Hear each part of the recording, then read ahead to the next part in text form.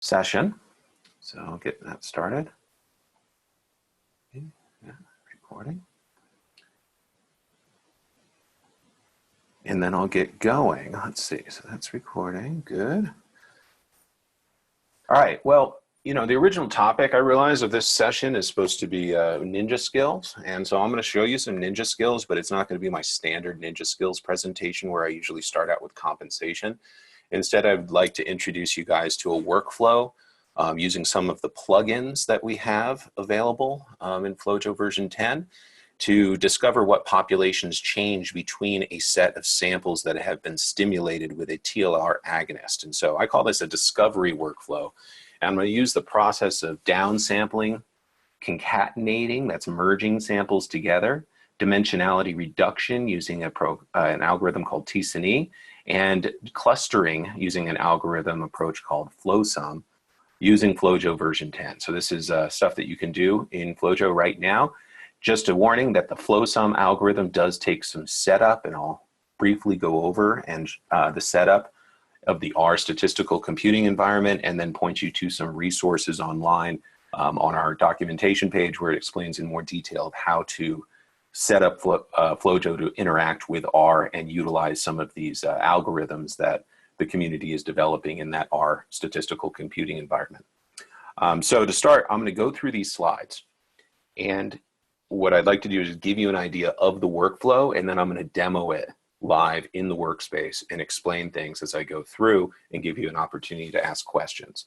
And so again, if you have any questions, one thing you can do is raise your hand, so it'll give me an auditory beep to tell me that you're typing something. But we'll have an option, and I'll turn on all your mics here at the end so that we can have a discussion about this. So in this example, I've got two patients, and I'm developing an assay. I want to look at the response of peripheral blood mononuclear cells that have been frozen and stored and brought into my lab. And in particular, the HLA-DR positive antigen presenting cell compartment within the PBMC to a stimulation with a TLR agonist cocktail. So what happens, what populations are induced when I stimulate with TLR? Each of these patient samples was thawed out of the liquid nitrogen and rested overnight to kind of let the cells settle and recover. Anything that's going to die dies off. And then you know that you're left with healthy cells. If you're doing a stimulation, it's good to rest, and you'll get a better response after even just a couple hours. But I usually rest overnight and then process the next morning. So then in the morning, I process in parallel with or without stimulation for an 8-hour stim in this case. It's always good to do a time course depending on the cytokines you're looking at, but in this case, I'm using an 8-hour stim. And then I've stained with a 13-color panel using a standard intracellular cytokine staining protocol. So I'm not trying to get down to the nucleus, I'm just looking at cytokines within the cytoplasm. And so the perm buffer that I use is not very harsh, but it's this typical cytofix cytoperm protocol from BD. And then I collect the data. In this case, it's on an LSR2, an 18-color instrument. And I've actually collected all 18 parameters, even though I've only using 13 channels or staining for 13 colors, because you can always do spectral compensation on any instrument when you have more parameters than you do colors. And so I've been looking at that to improve spillover spreading using spectral instead of standard compensation. But that's off topic, I'm sorry. My goal here is to identify what phenotypic populations are induced upon the stimulation with TLR without really knowing what I'm looking for. And I'm going to show you how I would normally approach a gating tree as well, but this approach would be if I'm trying to find out what's going on and I don't know specifically what the phenotypes are that I'm looking for. So I'm not going to use a basic gating tree for specific phenotypes to analyze this data alone. Instead, I'm going to use a clustering algorithm, and that clustering algorithm is FlowSum, as I mentioned. I'll go through that in a little more detail in a moment. But that algorithm will create these populations or clusters of events, cells that have similar phenotypes. And then I'm going to determine if those clusters or populations are differentially expressed between the no-stim and the TLR stimulated experimental conditions and determine the phenotypes of those clusters. So for the clustering algorithm, I'm going to use this plugin called FlowSum. It's available off of the FlowJo Exchange website, which is the very first link if you go to the Workspace tab and then look at the plugins menu within the population band here in the Workspace tab in the FlowJo version 10 ribbon. You'll see a drop-down menu called plugins. And standardly, we release 5 plugins with the release that's downloaded with FlowJo. But FlowSum is a new plugin that we have released just in the past month or two, and that is available for download on the FlowJo Exchange, and I'll show you that when I go into the program. But when you initiate this plugin, FlowSum, you'll be presented with a GUI, and you can specify the number of cluster populations, or meta clusters in this case. Right here I've specified the number 20, and the parameters that you're going to use to cluster within the file if you want to limit the parameters. And of course, in this case, I'm only using compensated parameters, and I'm not using the ones that I've already gated on my dump gate and my viability gate. So I'm using 11 out of the 13 parameters in this case. And when I select the parameters, tell how many clusters I want, and then click OK, FlowJo sends this data file over to R, and R does a calculation. It returns a bunch of information about the populations. And the end result of the FlowSum calculation is the cluster populations here, FlowSum Pop 0 to FlowSum Pop 19, so I've got 20 clusters, as well as a visualization of a minimal spanning tree of the meta clusters and subclusters. And then we have these kind of cool star charts, the wheel charts that show the relative frequency of the individual markers that were used to calculate the tree and the cluster populations. And so there's a reference here, Van Gassen et al. From 2015 is the actual paper if you want to understand more detail about the math behind this clustering algorithm and the visualizations associated with it.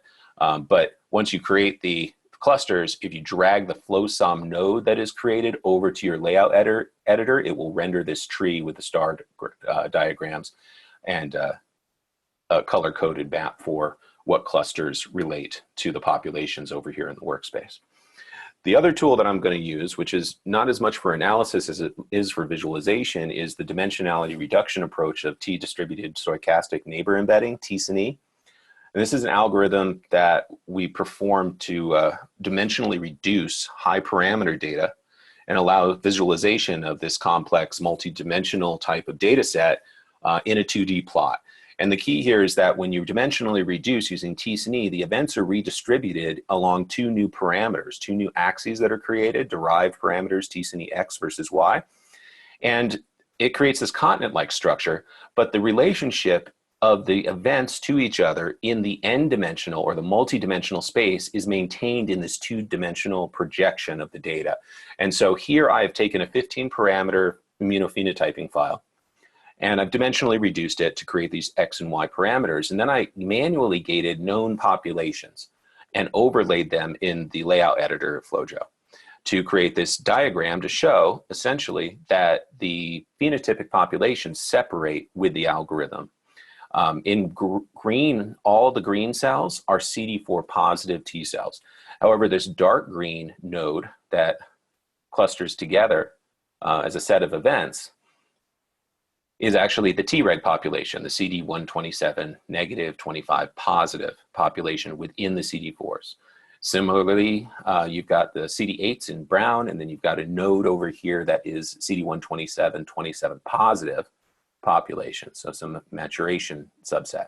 Then you've got natural killer cells in red and B cells in blue, and they parse out or move to and occupy distinct regions of this continent structure, the T-SNE data space, I like to call it, because of their similarity in phenotype in the complex multidimensional phenotype that we're interrogating. So one of the things about T-SNE is the key to comparing different samples within a dimensionally reduced data space is that you have to run the T-SNE algorithm on all the data together, not individual data files, because it's a non-deterministic algorithm. It takes one event and it seeds the algorithm, and then that event talks to or picks 20 or 30 or 40 events surrounding that event. And each of these events pushes and pulls on each other until this redistribution occurs. And you cannot control that seeding and the picking of the other events that each event talks to in the algorithm. And so you get a different representation every time you run it. Maybe it'll look similar, but the orientation will be different. And if you run on completely different data from one sample to another, you really don't get the same comparable dimensionally reduced data space. And so we're going to first concatenate or merge the samples together into a new FCS file and then run the t-SNE dimensionality reduction step so that we can pull apart the individual component files and compare them within this common dimensionally reduced data space. And so I know this is a long slide. You don't have to read the whole thing, but this is the workflow for this. I'm gonna first bring in my data. I'm going to compensate it if I haven't done so. I'll start with compensated data today. Then I'm going to clean up gate, which means I'm going to get rid of the dead cells. I'm going to get rid of the doublet cells, get rid of any particulate matter that's not a full complete cell, so pieces of membrane and stuff, debris. And just wanted to point out here at this cleanup gate step, we do have a very cool set of plugins, FlowAI and FlowClean. These are algorithms that actually will pull out the bad data from a file. So it'll get rid of clogs in your samples and remove those events that were not consistent with along the entire collection. And these are automated approaches to clean up your samples if you have clogging issues that have been published and are available as plugins at the FlowJo Exchange as well. So after I clean up the sample, I then am going to take my target population. In this case, it's going to be DR positive, HLA-DR positive antigen presenting cells that are not T cells, not NK cells, and not, what else do I dump? And not B cells. And then I'm going to take those target populations. When I've downsampled them, I'm downsampling to limit the number of events that go into the t-SNE algorithm because it's a very memory intensive process. So I'm going to concatenate the target populations together into a new file. Then I'm going to use the t-SNE dimensionality reduction algorithm to create this dimensionally reduced data space. And I can visualize this t-SNE space, I got that duplicated unfortunately, with a third parameter color mapping. And I'm going to show you how to make a query gate overlay in the layout editor so you can see what phenotypes, what the complex multicolor or multi-parameter phenotype of your population in the query gate is, and you can move that query gate around and explore this dimensionally reduced data space. I'm then going to gate on the populations, gate populations based on their experimental conditions. So gate stim versus no stim, and then use that clustering algorithm to create populations. I don't know what they are quite yet or whether they go up or down, but using the experimental condition gates, I can drop those onto the cluster populations and then classify whether those populations are enriched in the stimulated or unstimulated condition. And of course, then go and look at those populations and phenotype them either in an all histograms overlay in the layout editor, or what I like to do is export the populations and add all of the medians of the compensated parameters. So I get all of the MFIs for every channel for every population, and I'll batch that in the table editor to get all the medians of all parameters. And so let me show you in a visual way with slides what I mean by all of those steps. So first I'm the cleanup gate. In this case, I've got 4 samples. I usually do a time gate. So in case there's a clog, I can move upstream or downstream of that. But I've been going towards replacing this time gate with an automated FlowAI or FlowClean process that would get rid of any clogs and then stitch back together the good data. So you preserve a little more data in that mechanism. But the time gate is a standard way to allow you to get rid of bad events if you need to. And then I'm going to make a singlets gate. So forward scatter area versus height. Cells that are on the diagonal are single cells, and then things that are off the diagonal are doublets. And so I'm going to keep everything on the diagonal and get rid of these events that pass by the detector 2 at a time. Then I'm going to do a size or a whole cell gate, and I'm essentially using this gate to get rid of the debris that's in the very small forward side scatter region down in the corner. And then I'm going to do a viability gate. So it's always good to have a viability die no matter what samples you're running, but especially if you're going to freeze thaw samples or digest tissues, then you're going to have some dead stuff.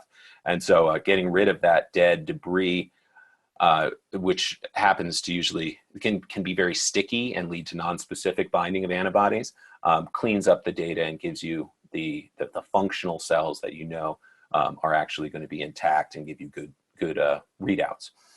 So after the viability die, I'm left with live cells, but I still have a whole bunch of cells that are not antigen presenters that I'm not interested in. And in this case, I'm going to dump C3, 56, 19, and 20. So this is a dump gate in a single color with antibodies to all 3 antigens, or all 4 antigen markers here. So I get rid of multiple lineages in a single color, leaving my other channels open to look at the phenotypes and functional responses. Final cleanup gate is to isolate just the DR positive events. So I'm going to gate only on DR positive and get rid of everything else. So this is my antigen presenting population that I'm calling DR positive here, highlighted in the workspace samples pane as a DR positive gate. So that gives me clean populations. And now I'm going to look at their phenotype downstream. But before I do that, I want to limit the number of events that I'm going to throw at this T-SNE algorithm because it's a very memory expensive algorithm. And if I'm really doing discovery and I have time to wait half an hour for the T-SNE run to complete, maybe I would downsample to 20,000 events per sample. And then that normalizes the number of events contributed from each file, which is important so we know what we're starting with to determine whether populations are changing. But it also is reducing the amount of memory it's going to take on my computer and the time it's going to take to complete. In this case, I'll probably just downsample live to 5,000 or maybe even 3,000 events so that this T-SNE step takes just a couple minutes. But that is the bottleneck there in terms of memory and calculation speed, is that you can, depending on how good your computer is, you can only throw so many events at the T-SNE calculation at a time without running out of memory. So after I downsample, this creates the, Downsample is a plugin. It runs natively without no additional setup, and it brings up this window. You tell it how many events you want to include, and then give it a population name, and that becomes a population down here that has the specified number of events. So I can do that for each DR positive cleaned up population, and now I'm left with 20,000 events in each drpos.pop downsampled subpopulation there. Once I've downsampled, now I want to actually concatenate or merge the populations together. So I'm going to highlight all of the downsample populations here, all 4, and merge them together using a platform called Export and Concatenate.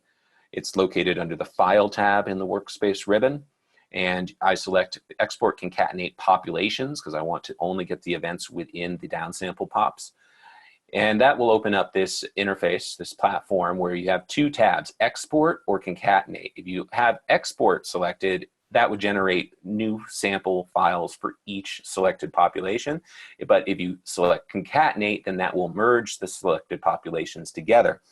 And in doing this, I'm actually going to create a numerical value that specifies the order and or the experimental condition. So I'll give the no stims a number of 1 and a stim the number of 2. And what I'm going to do is I'm going to actually create an additional new parameter that separates the stim samples from the no stim samples.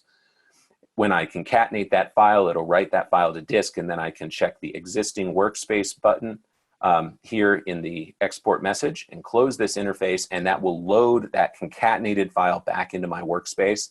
And I am then ready to do my T-SNE and my clustering algorithms. So once I have that concatenated file, I'm going to then use the T-SNE plugin, also available under the plugins menu, under the workspace tab, and runs without any additional setup. T-SNE will derive 2 new parameters and redistribute events within this 2-dimensional space that I call the dimensionally reduced data space. When you select T-SNE, you'll get a interface where it prompts you to choose the parameters you want to use for dimensionality reduction. And then you have a couple options in here for iterations, perplexity, ETA, and theta. I would only recommend playing around and changing the iterations and perplexity fields unless you go and learn the math and understand exactly what ETA and theta are doing. Iterations is the number of cycles the algorithm goes through. You can limit the number of iterations and still get a very nice plot, or you can let it go for longer and you'll get better separation, or even if you let it go too long, it kind of fragments into a bunch of islands. But there's a sweet spot for every data set, and it's different for every data set depending on the data. So we give a default of 1,000 iterations. I usually try any new data set running at like 600 or 800, and that is sufficient to give me good separation. The perplexity is the number of events that each event is talking to, the number of neighbors that it's talking to as it reorients and communicates between them. So as the algorithm goes through, if I have more parameters, I'll up the perplexity from 20 to 40 or to 50. but generally you're going to get good separation even if you just use the defaults that are presented to you without changing any of these options. The key is to only use compensated parameters, right? And again, I'm removing the viability and the dump gate parameters because I've already gated on those and I don't want those to influence the separation of events in this 2D space. So when I get done with this calculation, it takes a couple minutes, or even on my computer with 80,000 events in this case, it would take about 20 minutes. I end up with these parameters and I can distribute the data across the t-SNE data space. Now, within this graph window that we have, there is a checkbox here for color map axis down below the x-axis label. Turning that color axis on, then you can select a new parameter, a third parameter, to heat map or color map across the two parameters that you're viewing here in the graph window. And so what I've shown here is me turning on color mapping and then going through and visualizing each of the measured parameters for each marker across the t-SNE data space. And you can see the distinct regions of expression are labeled for each marker as the red, or red is higher expression and green or blue is lower expression. You can see that the markers occupy distinct regions, but that there's this node over here that actually has a combinatorial expression with high CD1C, high TNF, high L1 beta. And so by using the color map, you can kind of see where everything is going, or where the antigens are expressed within this t-SNE continent structure, and get an idea of maybe where the co-expression is. Now, I've also gated on the TLR stimulated versus no stimulation, and I've made graphs of the t-SNE plot here in pseudo color. So you can see the TLR stimulated events occupy one region, and then most of the no stimulation events are occupying a different region. There is some overlap, but what seems to be occurring is that when you stimulate the cells, they change from whatever this phenotype is under no stim over to a different region because their phenotype, they're upregulating all of the cytokines and changing their phenotype, so they move or redistribute to a different area of the plot, and that is indicating a large shift in phenotypic information within this panel here. So the total TLR stimulated is one region and no stimulation is another region. So I know something important or big is going on here to move these cells over to a different region. What I don't know is what populations these are that we start with and what do we end with, and that's what I'm going to try and figure out. And so when I'm in this data space in t-SNE, I can make a query gate, which I just circle a region that I'm interested in and draw a gate. So it gives me the frequency of events within that gate. But then what I'll do is take a look in my layout editor and drag on the root file. So I have all events in red here, and then the query gate, I drag and drop it on top of all events to create an overlay plot where blue is the target population within my query gate. If you right click on this plot and an overlay at the bottom, there is multi-graph options. One of those multi-graph options is a histogram, multi-histograms. And here I've just displayed the 11 phenotypic parameters in a histogram plot profile for each of the parameters, and am comparing and able to visually call the expression pattern of the area that is within the query gate. So this is IL-6 positive, DR high, CD1C low or intermediate, TNF rocket high, 83 positive, IL-1 beta high, IL-12 intermediate maybe. It's negative for 123 and IL-10 and CD14. So, I have a phenotypic way to explore this. Now, look, what's cool is that if I have this graph window, I can grab this query gate and move it around to any region, and the overlay along with all the associated histogram plots update. So I can just explore this data space, this dimensionally reduced data space, and find out what this node is and what that node is and what that node is using a query gate with an overlaid histogram.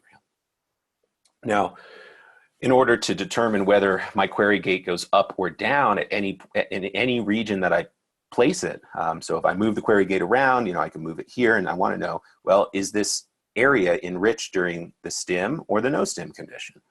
And so to do that, I'm actually going to go back to my concatenated file and display along the x-axis my sample ID parameter, which is created during the concatenation step, and it separates all the individual files that were originally concatenated together. And so the two on the left are the no-stim samples from the two patients, and the two on the right are the TLR stimulated.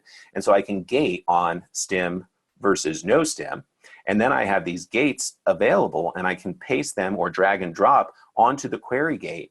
And here, in this case, the query gate, wherever it be localized, is showing me that the no-stim samples contribute almost no cells to this query gate phenotype. But the TLR stimulated samples are 99.9% of that query. So obviously, whatever is in that query gate, wherever it is right now, is enriched or induced by the TLR stimulated condition. And so this gives me that answers that question of whether or not this population in the query gate is increased or decreased between the experimental conditions. So instead of making a whole bunch of query gates and chopping manually that entire data space up, I can then go and use a clustering algorithm to redistribute the population, or to create populations that I will then determine whether they go up or down and what the phenotype is. And so, as I showed before, plugins menu, FlowSum. This FlowSum plugin is an R-based plugin, so it does require setup. But I'm going to tell the algorithm the number of clusters that I want to produce, the number of populations, and then click OK, and it sends the data R, returns all these cluster populations, and then once it's done, I can drag the FlowSum node that's created over to my layout editor and see the minimal or the spanning tree that's created along with the phenotypes within the meta clusters and the smaller clusters within them. At that point, I'm going to take those experimental condition gates, that's the stim versus no stim, that I know I started with 50% of each going into the total concatenated file, and I paste them onto all of the FlowSum populations. Then I'm going to go through and I'm going to classify, did these populations go up or down, and look at each one. So FlowSum pop 0, is it enriched under the TLR stim? Yes, then it goes into the overlay that's increased in TLR stim. The next population, if it's up in that stim, then I drop it on. And I can build this overlay. Again, right click, down at the bottom, we have ability to show multi-graph histograms. And I'm just looking at the 11 relevant parameters that are the phenotypic and functional information about these populations. You can see the vastly different phenotypes associated with these different cluster populations that were created by FlowSum. But every one of these populations is enriched to a great degree upon TLR stimulation at the expense of something else. So last step in my workflow is to find out exactly what the medians are, the phenotypes of those populations in more detail, not just visual assessment, but I want to compare, like, what is the expression of each of these populations that I've defined in every phenotypic parameter that I've got available to me. And so what I've found to be the easiest thing to do is to actually select all the populations and export them. So remember, exporting generates new files for each of the populations, as opposed to concatenating, which merges those populations together into a single sample. So in this case, I make 20 new data files for the 20 populations, and then I can load them right back into my existing workspace. And on those new files, I drop the medians of all compensated parameters. So this is from, I guess I don't have the right tab up here, but the workspace tab is there's a statistics band, and you can select all compensated parameters, and that gives me the MFIs of this population for every population. Put those into a group, and then I can go ahead and use my table editor to visualize and heat map across all the variation of each marker across all the FlowSum populations, and essentially go through and say, oh, this is positive or negative or intermediate expressing for each of the markers based on the range that I see for all of the populations. And so that's going to get you the more specific phenotypes of what is this positive or negative or intermediate for every single marker. And so these algorithms, FlowSum, the cleanup data algorithms like FlowAI and FlowClean, these are all available on the FlowJo Exchange GitHub site. If you click within the workspace under the plugins menu for the FlowJo Exchange, it'll bring you to this site, and this is where we release new plugins and we provide updates, and there's also developer documentation if you want to create your own plugin with some external environment to bring data in and out of FlowJo and perform calculations that are extra in addition to the normal FlowJo package. We have searchable documentation at docs@flowjo.com, and if you go to our docs site and search for plugins, there's the first page is a installing plugins page where it describes how to set up the plugins, where to download R, and how to initiate the unpackaging or installation scripts for the plugins that depend on R. So I'm going to jump out of this workspace, and I'm going to go through that. Let's see if we have any questions. We got a few people. Okay, so here I'm looking at a workspace. I've already brought in my 4 samples, right? And these samples are previously compensated. And I've gated down to my DR positive population. You can see that if I want to do this manually, I'm going to be creating some more gates, including all the subpopulations that I can think of for the different antigen presenting cells. And then I might actually go and do Boolean combination gates downstream of all of these individual markers to see what the combinatorial expression is. So the gating trees can get really long when you're working with lots and lots of samples. And so I'm going to start by taking this DR positive population. In some of the samples, I've got 130,000 cells. In others, I've only got 21,000. And so I'm going to reduce the number of events, creating a downsample population for each of these DR positive nodes. And so the mechanism here is to select the population you want to downsample, go to your workspace tab, plugins tool, and drop down menu and downsample. It says how many events do you want. I'm going to go ahead and do 5,000 today, and I'm going to call this DR pos as a gate. So it downsamples, and then at this point I can actually distribute the downsample node to other populations. So I can drag it onto the next node, or I could drag it onto the gating tree so it would apply across all the samples within the gating tree automatically when those samples go into that group. And doing it like that, I've just got these populations. Now I've got that 5,000 events from the DR positive population uniformly downsampled into new pops. So the next step, I want to select all of these populations. And yes, I can hold down a modifier key like Command here on my Mac and multi-select each of those populations like that. But if you have 20 populations or 100, whatever number of samples you're working with, it's almost much easier to right-click and then select the equivalent nodes, which selects all of the populations that have an equivalent name and level in the gating hierarchy. That is available as a button up here in the Edit tab, Select Equivalent Nodes, but I always do a select the first population, right-click, select equivalent nodes, and now I've got all the populations highlighted that I need to merge together. So now that those populations are highlighted, I'm going to go to my Export Concatenate Populations tool, which is under the File tab, Document Band. Here it is. When I initiate that, it opens up my Export tab. So I don't want 4 new data files. I want to concatenate these together. And I actually realized I missed a little bit of a step that I want to show you before the concatenation step. So I'm going to close that dialog for the moment. What I want to do here is I actually want to be able to pull apart my samples between the stem and the no stem samples. And so I'm going to collapse this gating tree, go up here, and initiate a new keyword. A keyword is a metadata label describing the samples, and I'm going to call this keyword stem condition, right? And when I create that new keyword, it creates a column that I can fill in or label information about this. So I'll give numerical values of 1 for the no stem and 2 for the stem, so I can actually separate them out into stimulated versus unstimulated populations. And it'll make more sense when I show you the concatenation. And I'll go ahead and grab the downsample populations here. Again, I'm right-clicking and selecting the equivalent nodes. Then I'm going to go to File, Export Concatenate the populations, and instead of exporting, I'm going to merge them together with Concatenate.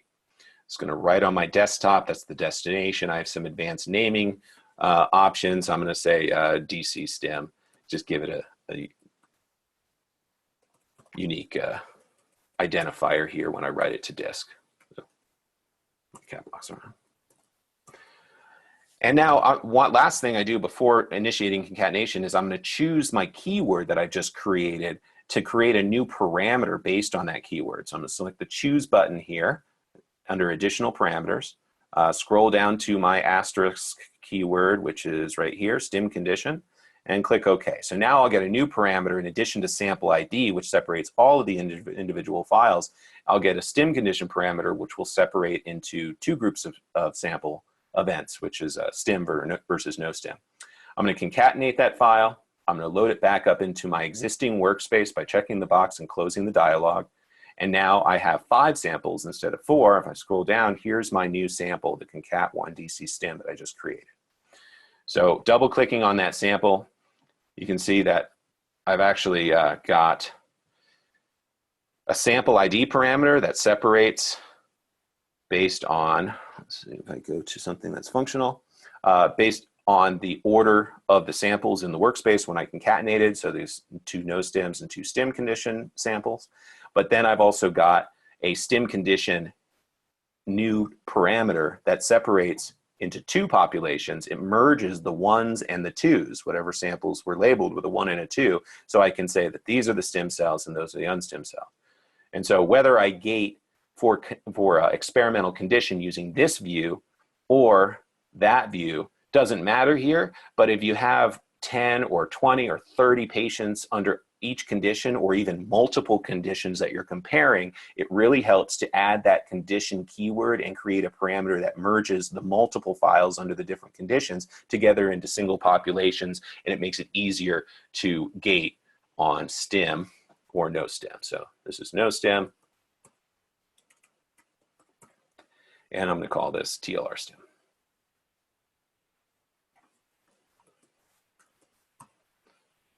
Right, so that's my gating for experimental condition. Now I'm going to close this, and I'm going to go ahead and initiate my T-SNE my T-SNE dimensionality reduction algorithm on the concatenated file.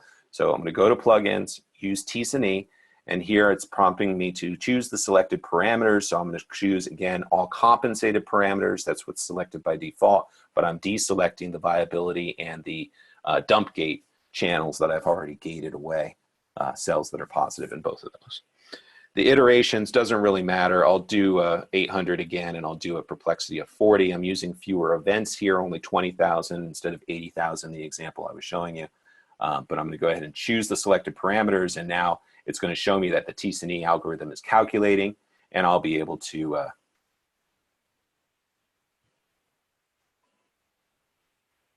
there we go. And I'll be able to monitor. At some point, this is going to stop calculating, and it will show me the 2 new derived parameters. And then at that point, those will become available for me to select within, was on stim condition, will become available for me to select here within the drop-down selection menus and the X and Y axis labels of the graph window. So while that's calculating, I'm going to go ahead and open my layout editor, and I'm going to kind of pre-prepare some stuff showing you how this works. I'm creating a new layout here, running out of screen space. New layout, and I'm going to call this T-SNE.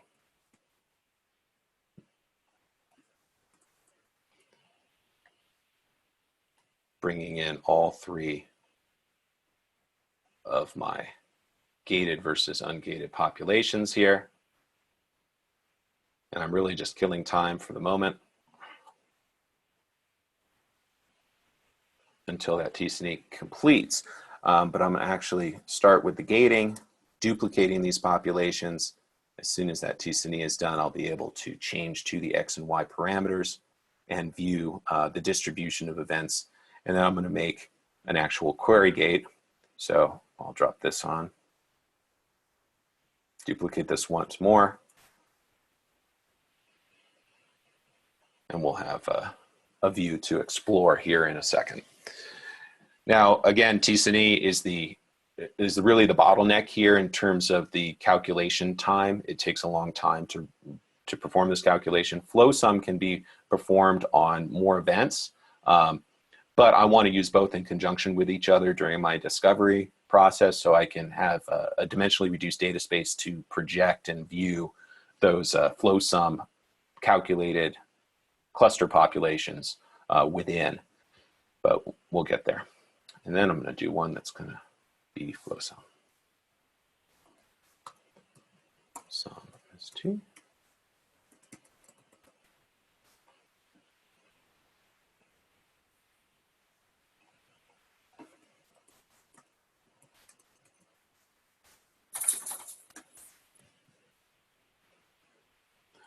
So unfortunately, I'm kind of in a holding pattern until I do that, and I can select these different parameters. Do we have any questions that anyone might type?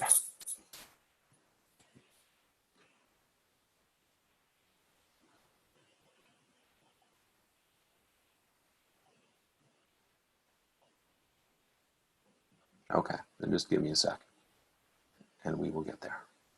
Actually, while that is calculating, I'll show a few things and then come back to it as soon as it's done. So I mentioned that the FlowJo Exchange is where you get these plugins. So you can link to the plugins at the FlowJo Exchange by clicking on the plugins menu. It's the first list at the top, FlowJo Exchange. That brings you to our GitHub website. And if you want to download and utilize FlowSum, it's pretty easy. You just go down below to where you see available FlowJo plugins and click on the link there, in this case FlowSum. It downloads a zip file to your hard drive. And then if you click on that zip file, what's included there is the FlowSum jar file. And this FlowSum jar you need to put into the plugins folder for FlowJo. So that is located under applications in this case. And then there's a plugins folder down here and contains all of my plugins. This is where FlowJo actually looks for the plugins and presents them in that list to you.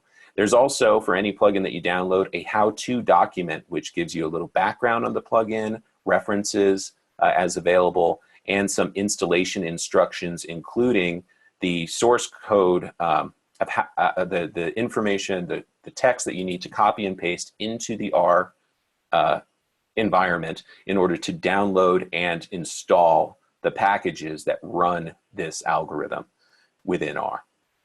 So following R, if you need to know how to set up R, I would recommend initially going to your question mark icon up in the top right-hand corner. You can see FlowSum is completed, or sorry, TSNE is completed here, and I'll get back to that. But in order to set up the plugins and connect to R, we have documentation available from this question mark link. It'll bring us to our searchable doc site.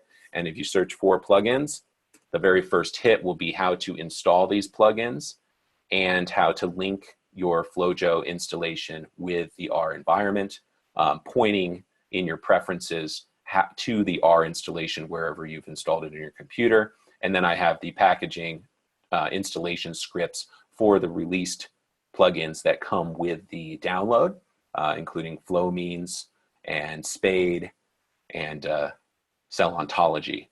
So those are the first two steps to get started with FlowSum clustering or other R-based plugins. Go to your question mark, search for plugins, read through the installing plugin site, and I'll give you my email again, timc@flowjo.com, if you have any questions and need some help with the setup. Then you can go to your FlowJo Exchange and get the actual Java files and install using the script in the how-to document that comes down with your download here. So now that that is done, my DC stim has finished calculating, and now I have new parameters. So I can go down here and select X versus Y, and it redistributes into this data space all of the events that were in that concatenated file. So my color map access here is available as a checkbox, and I can now select any of the parameters that I'm looking at. So here is TNF alpha, so it's over here. Where is my CD83 expression? It's all over the place. Where is my CD123 plasmacytoid cells? It's going to be over here, a little bit brighter. And what I'm going to do here is just make a query gate, right?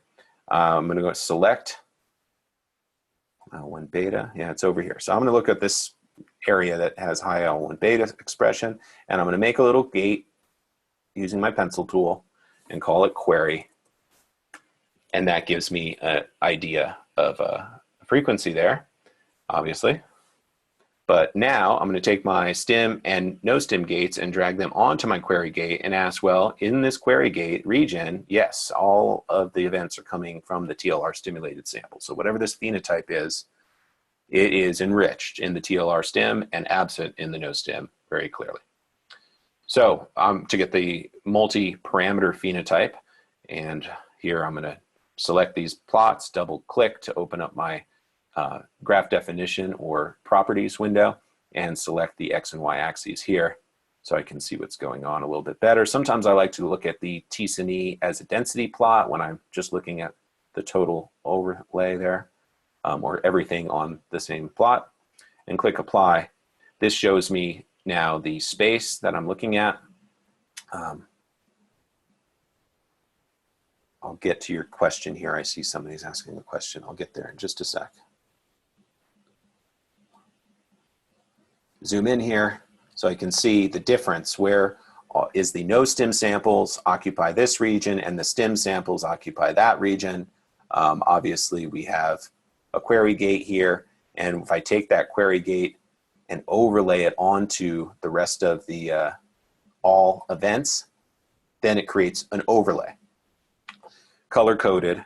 If I right click on that overlay down at the bottom, this is where you can make multi-graph overlays. And I'm going to choose the histogram option, and then right click once more on those histograms. Oh, my mouse is giving me troubles there. And select multiple parameters. I'm just going to again choose all of my phenotypic parameters, just like I've been doing for dimensionality reduction and any other clustering tools. And I don't care about the viability or the dump gate. So I'm going to display just those. Zoom in a little bit more and expand this out. So what's the actual phenotype of these events? In my query gate, well, that's DR positive, IL-6 positive, TNF. It's essentially finding the same thing that I found in my other example in my workflow slides, because I'm using the same data set. So even though this position of this query gate and where these events fall after the T sin E run that I just did is different than my example in the slides, that's just because the orientation is different. The actual information about the phenotypic information about the populations that parse out into distinct regions or nodes or populations here is consistent, even though I've done this analysis in parallel separately with the same data. So it is a very robust methodology. Actually, the FlowSum algorithm won the FlowCop contest for reproducibility. So I've got an idea of where what this gate is, and now I can actually explore that by moving the gate around. So I'm bringing this area up, and I can say, well, what's this over here? What's a different population? Let me go ahead and move it down to this region. That node, that island, is DR positive, 83 positive. It's really high for CD123, but negative for most of the cytokines. So it looks like that would be some sort of plasmacytoid dendritic cell or something, right? Is that node actually enriched under the stim? If I look at the TLR stim gates, yes, 92, almost 93% of the events within this query gate here are enriched in the TLR stim. So cool, we can explore that. I'm going to go ahead and start my algorithm to create clusters using FlowSum, and then I'll take a look at the question that was posed. Just a second. So I'm going to select from my plugins menu my FlowSum plugin. Here's the user interface with options. I'm going to go ahead and unselect my viability and my dump gate, and I'm going to say instead of 8 metaclusters, I want to force it to make 20 metaclusters. And you can explore some of the options, but it's okay to just run the defaults and see what you get to start. Here's the FlowSum tree. I'm waiting for it to calculate, so I've got that calculating node.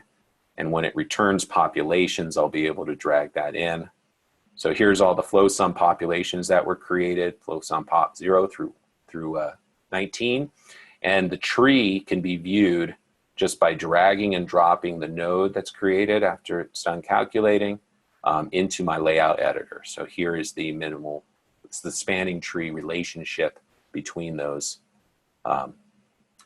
meta clusters that are in different colors. And then each meta cluster has a whole bunch of sub populations that are displayed in these radial plots with phenotypic information. But my goal here is essentially not, you can relate back to the map, which it can be interesting once you see what's going on, but my goal is really to compare the clusters and ask, do they go up or down? Again, I haven't gated for anything other than cleaning up the data, and now I'm going to find out whether these populations go up or down. So I'm going to copy my no, stem, and stem gates. Copy and paste. And then I'm going to go through each one and I'm going to classify. So here I'm going to make a label that says increased in TLR stem, and another label that's going to be decreased, and a third one that stays the same. So decreased in TLR stem, or let's say increased in no stem.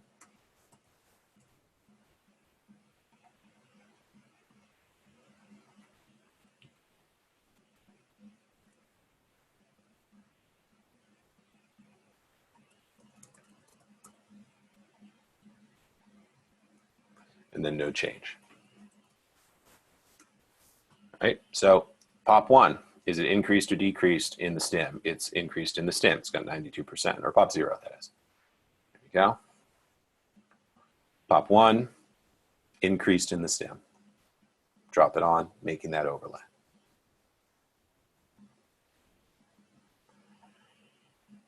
Same thing, I'm just going to continue down the line, make sure I drop them onto the right ones, and then I get to stuff eventually that's going to be increased in the stem population, or the no stem population. Yeah. 35 to 46. Like, where do you set the threshold? It's really arbitrary, right? I'm going to say this is still up, but it's not as distinctly induced as others. Right. A whole bunch of stuff that's up, not a whole bunch that's down, because I think the phenotypes get more complex as you stem it. All right, so that's fine. I'm going to go ahead and drop all that on there.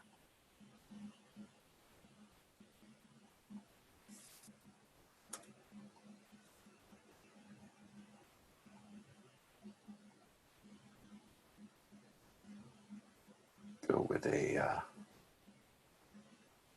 dot plot. I'm going to change these to the X and Y parameters. And then go ahead and right click and say that this is going to be histograms of all of those parameters.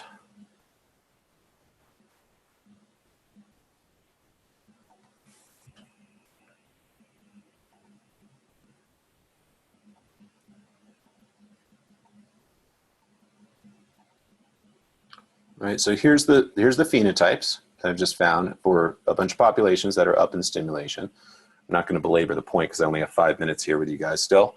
But these are all the populations that I found, right? They're very complex. Some are high, some are low, some are distinct, like the CD123 population that's very, very much upregulated upon stim. And some of them have very intermediate or, low levels of expression.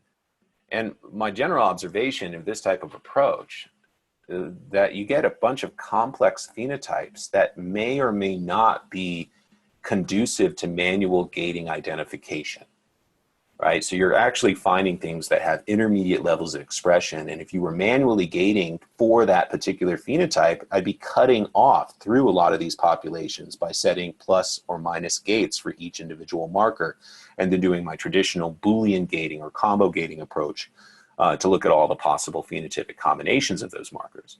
So you do get unique or novel populations that you probably wouldn't be able to fully identify using standard gating approaches, using a clustering algorithm approach like FlowSum. And ultimately, I know that these populations are changing, right? That this is what's being induced. I can visually assess and call the phenotypes one by one. But for the numbers to come out, I find it useful to collapse all these populations. So I select everything. And I'm going to use a collapse selection tool, which is under the Edit tab. And then grab all of these populations and export them and bring them back in. So I'm going to go to my file, export the populations. Doesn't matter where I put them. Go ahead and put them in something. And export all those populations. They will be loaded back up into my existing workspace. And so here are now 25 files that I have, and I can make a group and put those exported populations in there. So I'm going to call exported my new group, and I'm going to say if the file name $FIL is the keyword for file name in the FCS standard. So if the file name contains the word export, then go to this group called exported. So create that group. There's my exported files, all 20 of them that have the number of events that were in the FlowSum population. And now I can go ahead and use my statistics tools here under the workspace tab. There's a statistics band. I'm going to add medians of all compensated parameters at the very bottom. All compensated parameters.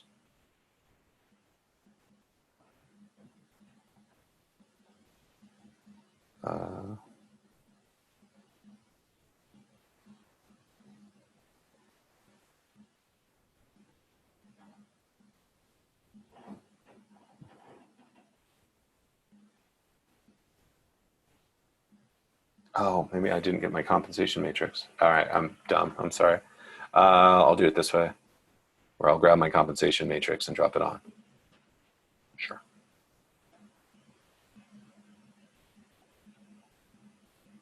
Oh, no. Okay, well, let me save this.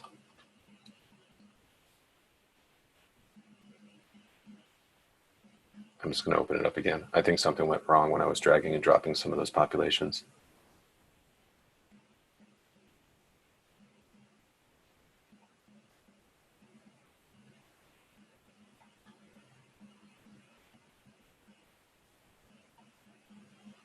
Anyone wants to know about cell ontology? Is it worth trying?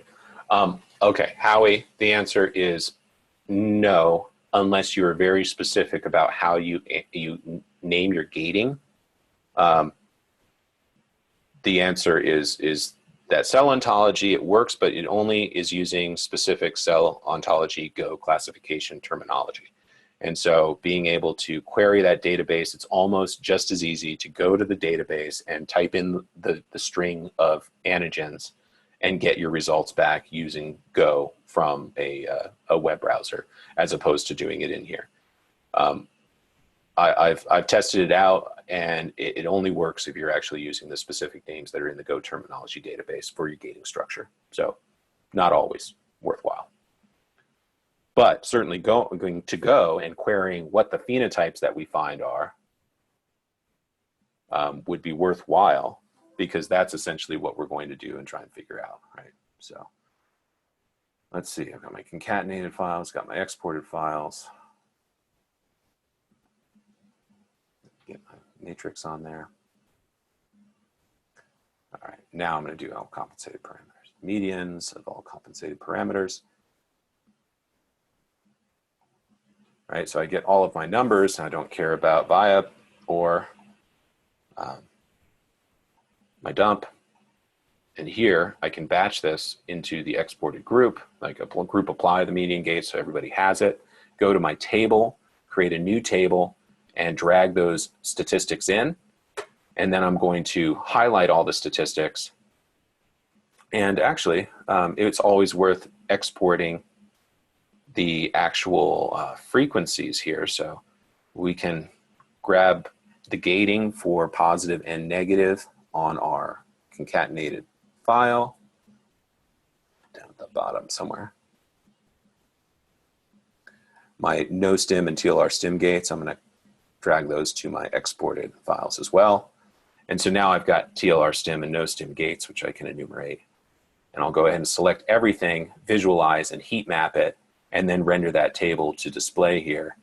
And you can see that we end up with all of the populations and all of the phenotypic markers and median fluorescence intensities. And so then you go through and say, well, what goes up and down, classify again, that these are the genes, or these are the populations, obviously, that are increased in TLR. These are the things that are increased in the no-stim, and those are the population phenotypes for each one.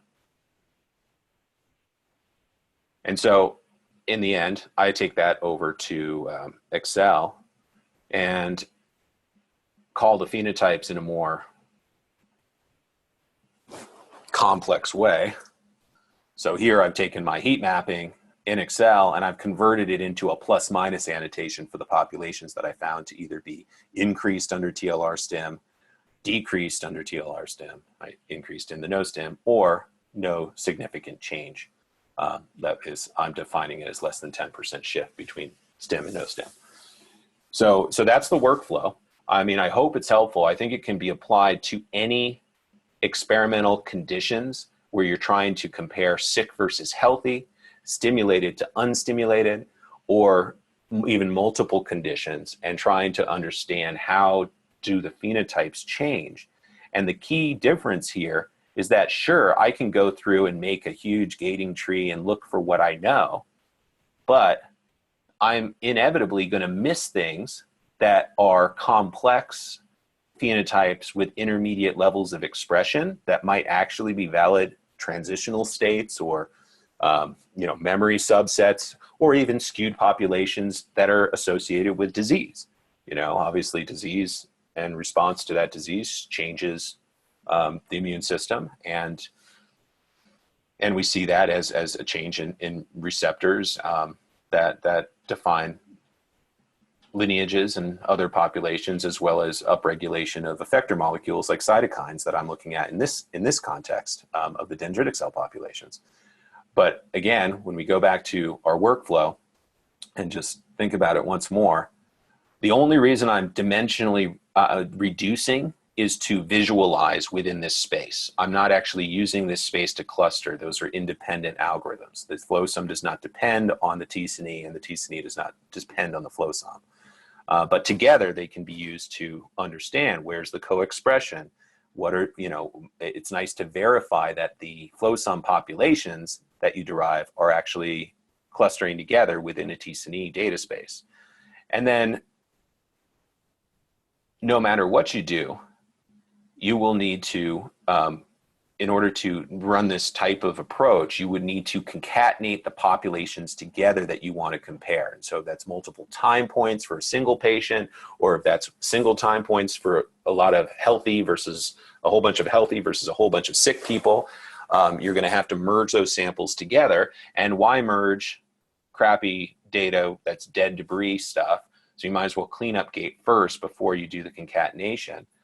And bottom line is that by knowing with downsample, you normalize the number of events going in from each sample file and or experimental condition. And that's what that knowledge gives you the power to use to gate on experimental condition and determine whether these populations go up or down by copying and pasting the experimental condition gates onto the cluster populations that you've derived using FlowSum or some other clustering algorithm. And if that's your endpoint, that you're trying to find things that you didn't know you were looking for and determine whether they change between experimental conditions, this type of workflow can certainly aid in that discovery and identification process. So with that, I'll say thank you. My name is Tim. My email here, timc@flowjo.com. If you have questions or comments, you're welcome to reach out to me, or if you'd like the slide deck here that I threw together for this, I'd be happy to share it with you. I'll stay online, and I'm going to go ahead and unmute everybody if I can here, and I'll allow you to ask any questions that you might have.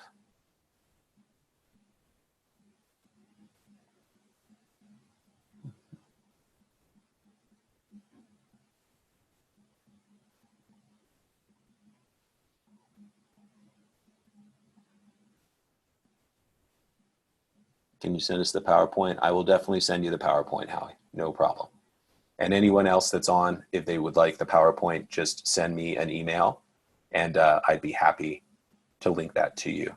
But I don't have everybody's email that I look in the list there. So you are very welcome. Thanks for your time today. I am totally looking at how to turn on the microphones, and I'm not finding it. I'm sorry.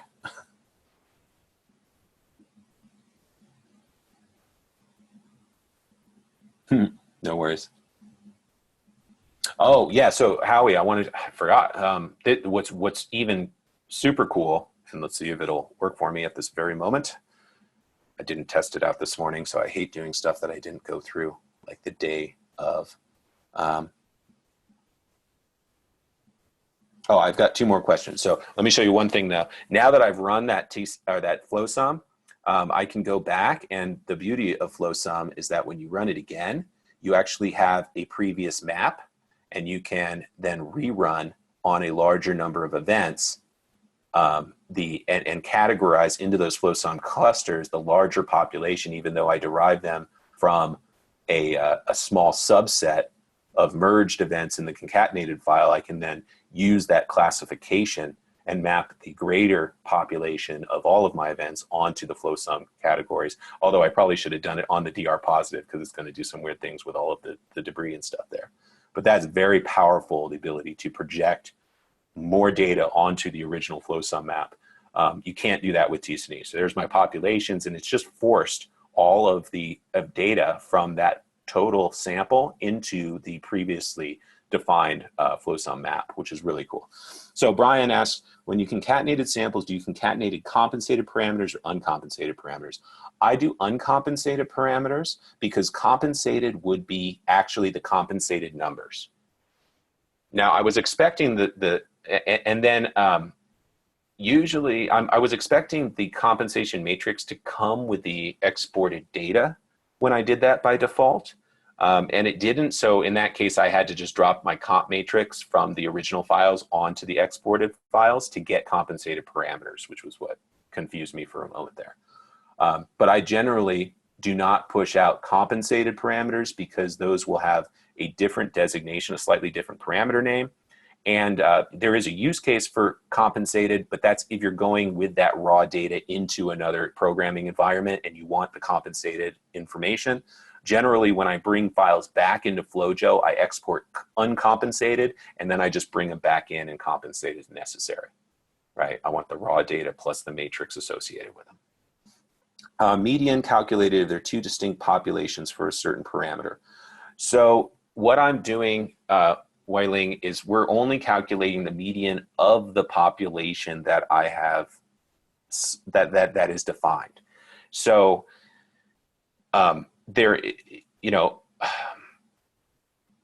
median is better than mean for non-normal distributed populations because it takes into account the outliers better. But generally, the cluster populations that I'm creating here are some sort of uniform population. There is variation, right? But you're actually just taking the median in the middle. I don't know if I understand completely the question the way you're describing here, two distinct populations for a certain parameter. Each population is going to have a distribution across every parameter, and the median is going to be calculated only on the events contained within that population. So if I look at IL6 or whatever, I'm going to see, I don't know what that is. Oh, because I'm in the population. We'll see an entire distribution of events there. Oh, where's my file?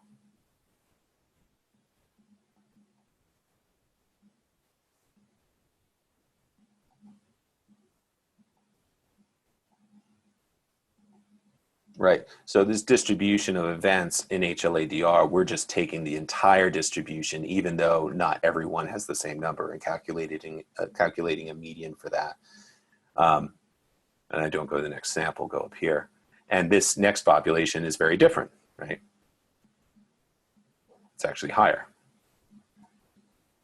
10 to the 4, 10 to the 4. So the median here for pop 1 is going to be higher levels of HLA-DR. It's a relative measurement, so I can safely say by looking at the medians that one population has higher or lower levels than another, but I can't tell you absolute counts of antigen density on the cells without spiking the sample with a bead to calculate that.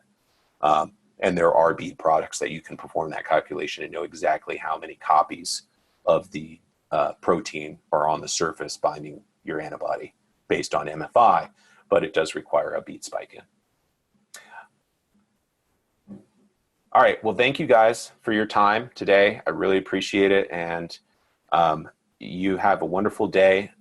Ping me if you'd want the presentation slides, and I'll get those to you, Howie, right away when I hang up. But I'm going to go ahead and stop my recording and stop my share and say, have a wonderful day. Good luck with your experiments, and look forward to seeing you all at one of these webinars in the future. Thank you. Take care.